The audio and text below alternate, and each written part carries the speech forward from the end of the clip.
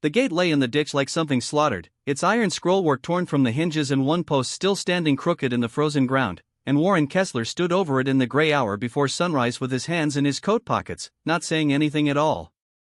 Somewhere behind him a dog was barking at nothing. He had built that gate with his own hands 11 months earlier, had poured the concrete himself and set the hinges plumb with a level borrowed from his neighbor, and now it sat broken in the mud like a piece of roadkill nobody had bothered to move. He didn't call anyone yet. He didn't shout, didn't curse, didn't do any of the things a man might reasonably do standing in his own driveway at 5:40 in the morning looking at proof that someone had trespassed onto his land in the dark and destroyed something that belonged to him. He just looked at it a long while, the way a man looks at a wound before deciding how bad it is, and then he took out his phone and started taking pictures. What happened over the following months, after that quiet morning in the mud, would end up changing not just Warren's life but the entire structure of the community he'd lived in for over 2 decades, though on that particular morning, he had no way of knowing any of it yet. To understand how a torn-up gate on a Tuesday morning could unravel an entire neighborhood board, you first have to understand who Warren Kessler was, and where he came from, because none of what followed makes sense without it. Warren was 58 years old, a retired machinist with forearms still thick from 30 years at a fabrication plant, and he lived on 4.5 acres at the end of Cotter's Mill Road that had belonged to his family since 1961, when his grandfather Elias Kessler bought the parcel for almost nothing because nobody else wanted land that far from town. Elias had cleared it by hand, dug the well himself, and raised 3 children in a farmhouse he built board by board over 4 winters. Warren's father, Douglas, inherited the land in 1979 and spent the next 30 years quietly expanding the garden, adding a small barn, and keeping detailed records of every fence line and property marker in a leather ledger that Warren still kept in a drawer in his study. When Douglas passed in 2011, the land passed to Warren, and Warren had done what Kesslers had always done with it, kept it modest, kept it working, and kept mostly to himself. He wasn't a man who went to community meetings or posted on neighborhood forums. He waved at people from his truck and helped push cars out of snowbanks in the winter, and that was about the extent of his social participation in Fallow Ridge Estates, the development that had slowly grown up around his family's original acreage over the past 15 years as the surrounding farmland got subdivided and sold. The land itself, before any of this began, existed in a kind of peaceful equilibrium that Warren had spent years cultivating.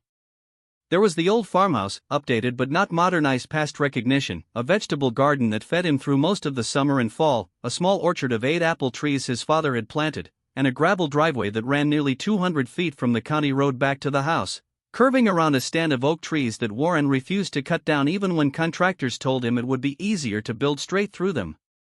He kept chickens. He fixed his own equipment. He was, by every account from people who'd known him for years, the kind of neighbor who caused no trouble and expected none in return, and for most of his life on that land, that arrangement had held. It began to unravel the year Marla Fenwick was elected president of the Fallow Ridge Estates Homeowners Association, a position she'd campaigned for with a kind of intensity that struck several longtime residents as disproportionate to the role, since the HOA governed little more than lawn maintenance standards, shed placement, and the color palette of exterior paint. Marla was 44, sharp-featured, and had moved into the development 6 years earlier with her husband, a regional sales director who traveled often enough that Marla had effectively made the HOA her full-time occupation. She ran her presidency the way some people run small kingdoms, with laminated rule sheets distributed door-to-door and a private Facebook group she moderated with an unforgiving hand, deleting comments that questioned her decisions and quietly ostracizing anyone who pushed back. She had, neighbors would later admit under oath, a particular preoccupation with what she called curb appeal cohesion, an informal standard she applied unevenly and largely according to her own aesthetic preferences, and Warren's property, older, more rustic, undeniably functional rather than manicured, had irritated her from the moment she'd first driven past it. The specific object of her attention became, eventually, the driveway gate Warren built that spring, a simple wrought iron structure he'd installed both for the modest privacy it offered and, more practically, to keep his neighbors' free-ranging goats from wandering onto his property and destroying his vegetable beds, as they had twice the previous summer. He built it well within his own property line, a fact he'd confirmed by pulling the original plat map from the county recorder's office before he ever set a post, and he'd secured the necessary permit from the township, since Fallow Ridge Estates covenants, which Warren had read carefully, twice, sitting at his kitchen table with a cup of coffee going cold beside him, placed no restriction whatsoever on driveway gates, provided they didn't exceed 6 feet in height or extend into any Easement. His gate was 4.5 feet high and sat a full 11 feet inside his own boundary line. By any reasonable reading of the governing documents, he had done everything correctly. Marla did not see it that way. The first letter arrived 9 days after the gate went up, printed on HOA letterhead and taped to Warren's mailbox rather than mailed, citing a supposed violation of community aesthetic guidelines that, as Warren discovered when he pulled the actual covenant document that evening, did not exist in any form specific enough to apply to a driveway gate. He read the letter twice, set it on the kitchen counter, and did what he'd always done when something didn't sit right with him. He documented it, photographed it, and filed it in a folder he'd started keeping the week the letter arrived, though at the time he told himself it was probably nothing more than an overzealous new president finding her footing. He had no reason yet to believe it was the beginning of something that would, by the following winter, end up in a courtroom with his entire community watching. Warren wrote back to the association within the week, a short, polite letter of his own in which he cited the specific covenant provisions governing structures and fencing, quoted the relevant permit language from the township, and enclosed a copy of the plat map showing the gate's placement well inside his property boundary, and he mailed it rather than taping it to anyone's mailbox, because that was simply the kind of man he was. He expected, reasonably, that this would be the end of it, that a woman running a small residential association would look at hard documentation and quietly move on to some other concern, the way any rational board member would when confronted with evidence that contradicted her position. Marla did not move on. Instead, a second letter arrived 12 days later, this one referencing an entirely different section of the covenants, one dealing with unapproved exterior modifications, and demanding that Warren submit a retroactive architectural review request within 30 days or face what the letter vaguely termed further action, a phrase that struck Warren as calculated to sound official without actually specifying what, if anything, the association was legally empowered to do. He filed that letter too, adding it to the folder, and this was the point at which Warren began, almost without deciding to, keeping a more disciplined record of everything: dates, times, the exact wording of each communication, and eventually a small notebook he left on the kitchen table specifically for logging anything unusual he noticed happening around the property line. Weeks passed in this fashion, the association sending intermittent notices citing shifting justifications, Warren answering each one calmly and factually, never raising his voice in the 2 phone calls he eventually had with a board secretary who sounded, by the second call, almost apologetic about the whole affair. He was not a man inclined to escalate conflict, and for a long while he genuinely believed that patience and paperwork would be sufficient to resolve what he still considered a bureaucratic misunderstanding rather than a personal campaign. It became clear it was something else entirely at the association's quarterly meeting held that October in the community clubhouse, an event Warren attended for the first time in years specifically because a neighbor had warned him his name would come up. It did, prominently, when Marla stood before roughly 40 assembled homeowners and presented what she described as an ongoing pattern of non-compliance on Cotter's Mill Road, projecting photographs of Warren's gate, his chicken coop, and even his decades-old barn onto a screen while characterizing him, without ever using his name directly, as a resident who believed the community's standards simply didn't apply to him. She spoke for nearly 10 minutes, her tone measured and reasonable in a way that made the accusations land harder, and Warren, sitting quietly near the back in a chair he'd pulled slightly away from the rest of the room, said nothing at all, though he did take out his phone and, with the calm deliberateness that had become almost habitual by then, recorded the entire presentation. Several neighbors glanced back at him uncomfortably throughout, and at least 2, an older couple named the Pruitts who'd lived on the ridge nearly as long as Warren had been dealing with any of this, later told him privately that they'd found the whole presentation distasteful, though neither had said anything at the meeting itself. This was the pattern that would repeat itself for months to come: private sympathy, public silence, and Marla growing steadily bolder in the absence of any real pushback. The real damage, the kind that moved this beyond wounded pride and into tangible loss, arrived on a Thursday morning in late November, when Warren walked out to find his gate torn from its hinges and thrown into the drainage ditch beside his driveway, one post snapped clean at the base and the iron scrollwork bent almost beyond repair, exactly as it had appeared to him that first gray morning, though the full weight of what he was looking at took longer to register the second time through it in his memory. The damage wasn't limited to the gate itself. Whoever had done it, and Warren had strong suspicions, though no proof yet, had driven some kind of vehicle across the edge of his gravel drive to reach the gate, tearing deep ruts into the ground and crushing a section of the low stone border his father had laid decades earlier, a border that had survived 40 years of weather and use without so much as a shifted stone until that night. Warren estimated the damage, once he got quotes from a fabricator and a landscaper the following week, at just over $4,000 between materials, labor, and the cost of repairing the drive itself, a figure that mattered less to him than the plain fact that someone had come onto his land in darkness and destroyed something he'd built with his own hands. He called the sheriff's department that morning, filed a report, and photographed every inch of the damage before touching anything, moving methodically around the wreckage the way he might have approached a piece of broken machinery back at the plant, cataloging rather than reacting.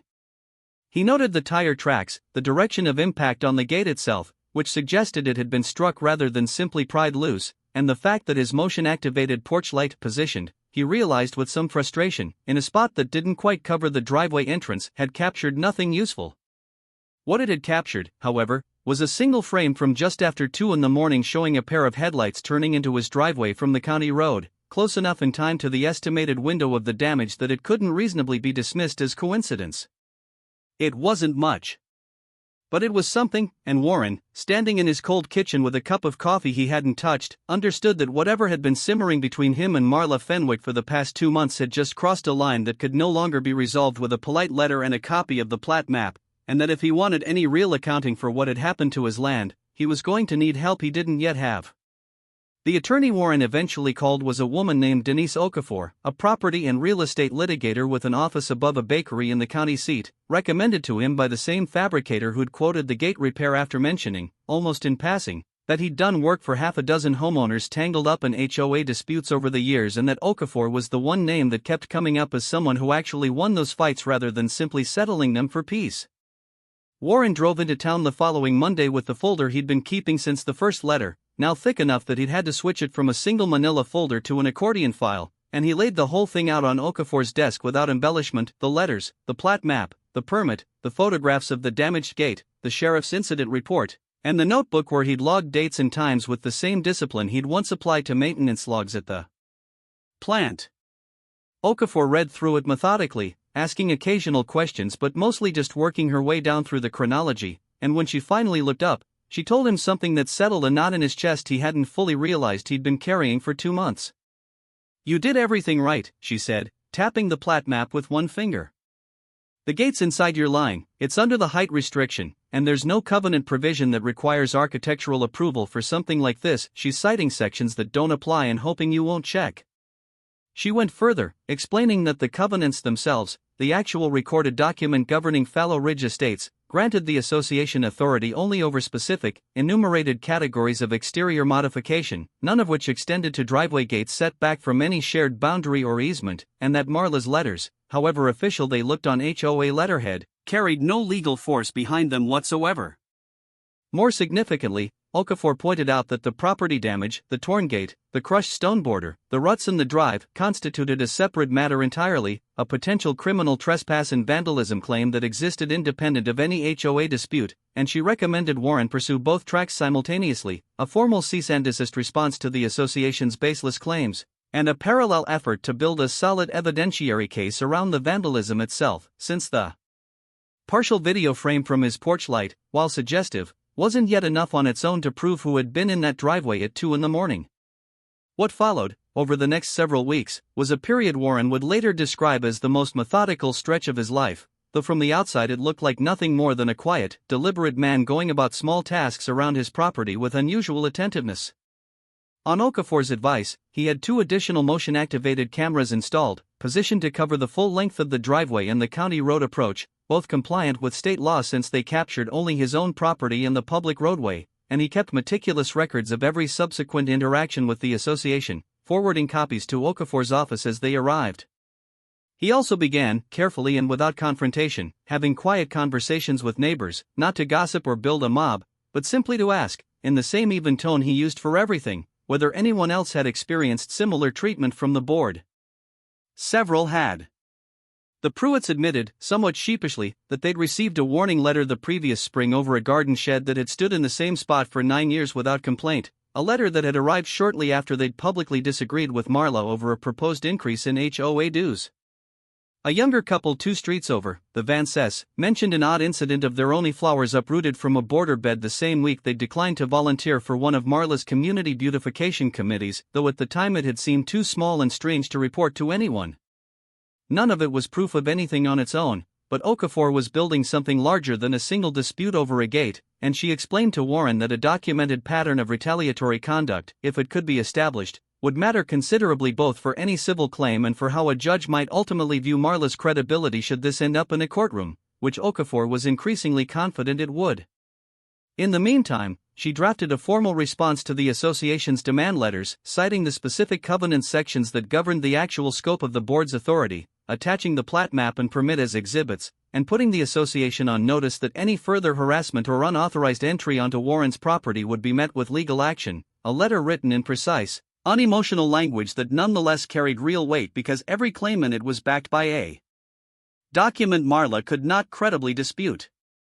The response from the association arrived not as a letter this time, but as an escalation nobody had quite anticipated. 3 weeks after Okafor's cease and desist went out, in the second week of December, Warren's new cameras captured footage, clear, unambiguous, time-stamped footage of a vehicle pulling into his driveway at 1:47 in the morning, a figure emerging with what appeared to be a pair of long-handled bolt cutters, and methodical, deliberate work being done on the replacement gate Warren had installed only days earlier, a gate identical in every specification to the one destroyed the previous month. Again well within his own property line, again fully compliant with every applicable regulation. This time the footage was good enough to make out the vehicle's distinctive roof rack and, in one frame as the figure turned toward the porch light, enough of a silhouette that Warren, watching the recording alone in his kitchen at 6 the next morning with his coffee going cold beside him exactly as it had the first time, felt something shift from suspicion into certainty. He did not call Marla. He did not confront anyone. He called Denise Okafor first, and then, on her instruction, the sheriff's department, and this time, for the first time since any of it had started, Warren allowed himself to believe that the quiet, patient approach he'd taken from the very beginning was finally about to pay off in a way that mattered. The deputy who responded to Warren's call that morning was a stocky, unhurried man named Deputy Ray Alcala, who'd been with the county sheriff's office for nearly 15 years and had, as it turned out, taken the original vandalism report back in November as well, a detail that worked in Warren's favor since Alcala arrived already familiar with the case rather than starting cold. He walked the property with Warren in the thin morning light, examining the second destroyed gate with the same unhurried thoroughness Warren himself tended to apply to things, photographing the tool marks on the bent hinges, the fresh tire impressions in the frost-hardened mud, and the section of drive where the same low stone border, rebuilt only weeks earlier, had again been crushed under a vehicle's tires. When Warren showed him the camera footage on his laptop at the kitchen table, Alcala watched it twice through without comment, then asked, in the same even tone he'd used for everything else that morning, whether Warren recognized the vehicle. Warren said he believed he did, and gave him Marla Fenwick's name and address, along with a description of the pale gray SUV with the distinctive roof rack he'd seen her drive to association meetings for the past 2 years.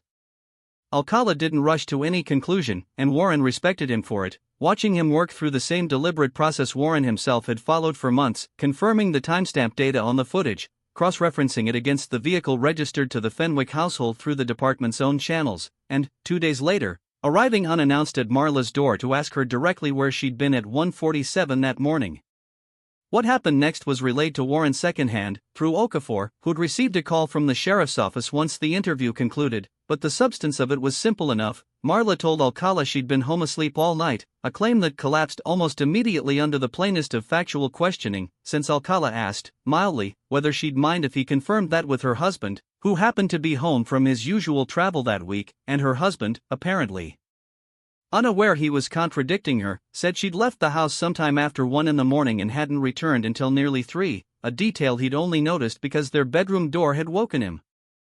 Marla's story shifted twice more over the course of that single conversation, first to a claim she'd gone for a drive to clear her head, then to an admission that she might have driven past Cotter's Mill Road but hadn't stopped, each version slightly harder to sustain than the last, and Alcala, by Okafor's account, simply kept asking the same small, factual questions until the inconsistencies piled up faster than Marla could explain them away. What deepened the matter considerably, and moved it well beyond a single act of property destruction, came about a week later when Okafor, preparing for what now looked increasingly like both a criminal referral and a civil suit, brought in a licensed surveyor named Colin Tran to conduct an independent review of the entire boundary line between Warren's property and the HOA's common area, partly to reinforce the plat map evidence and partly because Okafor had learned, through routine discovery, requests to the association's own records, that Marla had personally submitted 3 of the architectural complaint letters against Warren under the association's official seal without ever bringing them before the full board for a vote, a procedural violation of the HOA's own bylaws that undercut her claim to have been acting as a neutral enforcer of community standards. Trans survey, conducted methodically over 2 days with modern equipment far more precise than anything used when the original plat map was drawn, confirmed everything Warren had believed from the start, but it also turned up something nobody had anticipated: a small decorative retaining wall on the edge of Marla's own property, installed the previous spring, that extended nearly 3 feet into a shared drainage easement, a violation considerably clearer and more egregious than anything she'd ever accused Warren of. The reveal that finally exposed the true shape of what had been happening arrived through records Okafor obtained during formal discovery once the civil complaint was filed, a stack of internal HOA emails between Marla and 2 board members she'd effectively appointed as allies, in which she referred to Warren's property, in one message dated back to the summer, as the eyesore at the end of the mill road that's dragging down our comps, and in another, written just 4 days before the first gate was destroyed, floated the idea of handling it personally since the board's too slow to act, language that read, once assembled in sequence, less like a community leader enforcing shared standards and considerably more like a homeowner obsessed with property values who'd used the association's letterhead as cover for a personal vendetta. Okafor built the timeline carefully, laying the emails alongside the fabricated citations, the unauthorized letters, and the 2 acts of vandalism captured on camera, and what emerged was not a picture of overzealous rule enforcement but of a woman who had, for reasons that had little to do with actual covenant violations, decided that Warren Kessler and his modest, working farmland simply didn't belong in the community she'd appointed herself to curate. Word of the emails moved through Fallow Ridge estates faster than any official notice ever could, and the shift in the community's posture was immediate and, to Warren, somewhat startling in its speed. Neighbors who'd stayed carefully silent through months of meetings began approaching him directly, the Pruitts among the first, followed by the Vances, and eventually close to a dozen households who'd each quietly endured some version of Marla's selective enforcement over the years and had simply never had a reason, until now, to say so out loud together. By the time the criminal case against Marla for trespass and vandalism moved toward trial that spring, alongside the civil suit Okafor had filed on Warren's behalf for damages and a court order permanently barring the association from further baseless claims against his property, a petition calling for Marla's removal from the board had already collected signatures from the majority of Fallow Ridge Estates homeowners, circulating quietly from porch to porch in a neighborhood that, for the first time in years, seemed to be speaking with something closer to one voice. The trial, when it finally convened that April in the county courthouse, drew a larger crowd than Warren had expected, a mix of Fallow Ridge neighbors filling nearly 2 rows of the gallery alongside Deputy Alcala, who'd been called to testify about the vehicle identification and the collapsing timeline of Marla's initial statement, and Colin Tran, whose survey findings on both Warren's boundary line and the encroaching retaining wall were entered into evidence early in the proceedings to establish, beyond any reasonable dispute, that Warren had been in full compliance from the very beginning. Okafor presented the case methodically, the way she seemed to do everything, walking the jury through the chronology in the same order it had actually unfolded: the covenant provisions Marla had misapplied, the permit and plat map Warren had secured before ever setting a post, the first vandalized gate, the cease and desist, the second act of vandalism captured in clear time-stamped footage, and finally the internal emails that stripped away any remaining pretense that this had ever been about community standards rather than personal animus. Marla took the stand in her own defense on the trial's 3rd day, composed at first, repeating the same language about protecting property values and community cohesion she'd used at that October meeting nearly a year earlier, but her composure didn't survive long under Okafor's cross-examination, which returned again and again to simple, factual questions Marla could not answer consistently: why she'd submitted architectural complaints under the association's seal without board approval, why her own retaining wall sat inside a protected easement while she'd cited Warren for structures well within his legal boundary, why her husband's account of her whereabouts on 2 separate nights contradicted her own sworn statements to Deputy Alcala. By the time she stepped down, several jurors were visibly unconvinced, and the judge, a measured, soft-spoken woman named Judge Adora Bell who'd sat through the entire proceeding without much visible reaction, delivered a ruling 2 days later that Warren would keep a copy of for the rest of his life, stating plainly from the bench that a homeowners association exists to serve a community's shared interests, not to serve as an instrument through which one resident settles private grievances against another, and that the evidence presented left no reasonable doubt that Marla Fenwick had used her position, her authority, and ultimately unlawful trespass and destruction of property to pursue exactly that kind of private grievance against a neighbor who had, by every measure the court could find, done nothing wrong at all. The consequences that followed were swift and, to those who'd watched the case unfold, entirely proportionate to what had been done. Marla was found liable for the vandalism and ordered to pay full restitution for both destroyed gates, the damaged stone border, and Warren's legal fees, a total that came to just over $18,000 once everything was accounted for, and the criminal trespass charge, while resolved through a plea arrangement that spared her jail time given her lack of prior record, left her with a permanent conviction on her record and a probationary period during which any further contact with Warren's property would carry immediate legal consequence. The civil court additionally issued a permanent injunction barring the association, under any future leadership, from asserting the kind of baseless architectural claims that had started the entire ordeal, effectively closing the door Marla had tried to open. In the weeks that followed the verdict, the fallout inside Fallow Ridge Estates moved quickly. The removal petition that had already gathered signatures before the trial concluded was formally presented at an emergency meeting, and Marla resigned her position rather than face what would have been a near-unanimous vote against her, stepping down in a brief written statement that offered no real acknowledgement of what she'd done, though the board that replaced her, led by a retired schoolteacher named Priya Ramaswamy who'd lived on the ridge even longer than Warren had dealt with any of. This issued a formal letter of apology to Warren on behalf of the association within the month, along with a revised set of covenants drafted with input from an actual attorney and reviewed by the full membership rather than imposed from above. Warren rebuilt the gate a third time that summer, the same simple wrought iron design he'd first put up over a year earlier, and this time it stood without incident, the stone border repaired alongside it, the ruts in the gravel drive filled and packed smooth again, and by August the property had settled back into something close to the quiet rhythm it had held before any of this began. The chickens, the garden, the 8 apple trees his father had planted, the long gravel drive curving around. The oak trees Warren had never once considered cutting down, even at the height of everything. He didn't talk about the case much after that, not out of bitterness but because he'd never been a man who dwelled on conflict once it resolved, and there was something almost restorative, he found, in the ordinary work of tending land that had asked nothing more of him than patience and care across 4 generations of Kesslers who'd done exactly the same. He thought sometimes, working in the garden his father had started and his grandfather's hands had first cleared from raw ground, about how close the whole thing had come to being decided not by documents or evidence but simply by who was willing to make more noise, and how it was the quiet, unglamorous discipline of keeping records, asking questions calmly, and trusting the process rather than escalating the fight that had, in the end, made all the difference. Land like this, he'd come to believe, doesn't remember who shouted loudest or who filed the angriest letter, it only remembers who showed up, season after season, and did the steady work of caring for it.